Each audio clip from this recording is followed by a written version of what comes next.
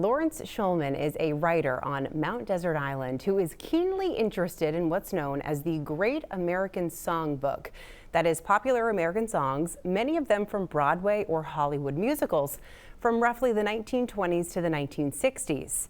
In his new book, Unfettered, he writes about some of the singers who made those songs classics. But as he told Rob, he has also broadened his critical scope to write about other performers whose talents he appreciates.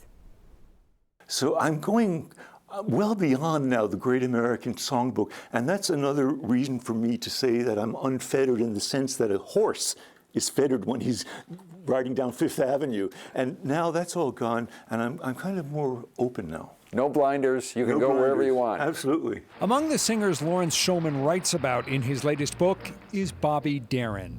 Oh, the shark bait has such teeth dead, and it shows them pearly white. You start off that piece by saying that you've always loved songs of Bobby Darin, but you were never quite sure why. That's an interesting comment. I always react to someone kind of in the gut. I say, wow, that's great, that's fabulous. Which is how we should respond to music, right? I guess, I don't know, maybe.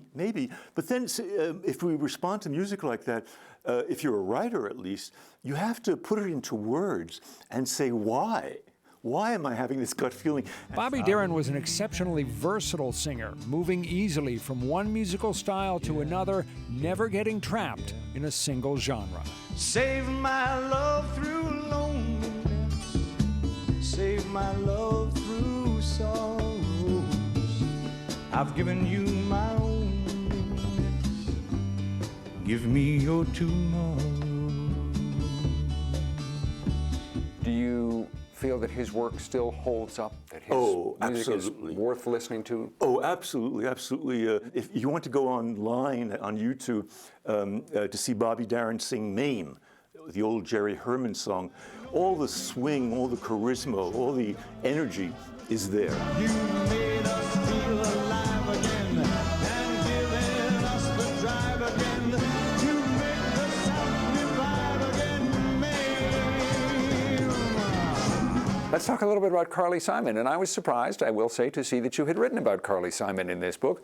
Hugely successful singer, particularly in the 1970s.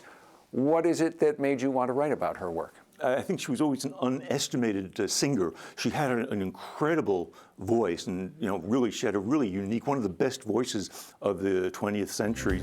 I believe in love, but what else can I do?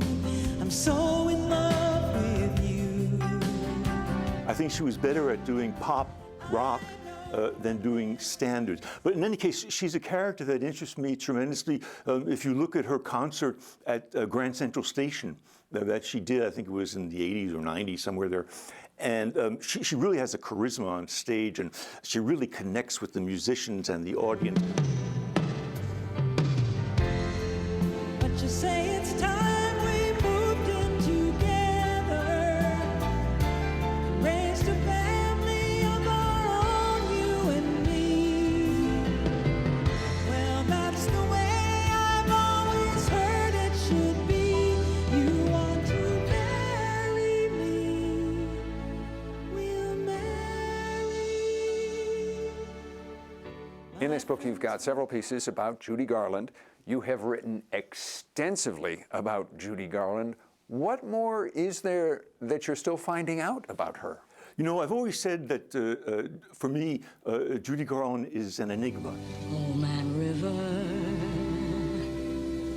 that old man River, he must know something, but don't say nothing. I don't claim to know everything about Judy Garland, and I'm always discovering new things, listening, reading, whatever. I don't know, I just am inspired by her, and for some weird reason, I always have something to say. So when there's a new release or something like that, I'm the first to want to review it. Other performers whom Lawrence Schulman writes about include some who are definitely not associated with the Great American Songbook. Among them, Patsy Cline, Gloria Gaynor, and George Michael. Again, the name of Lawrence Schulman's new book is Unfettered.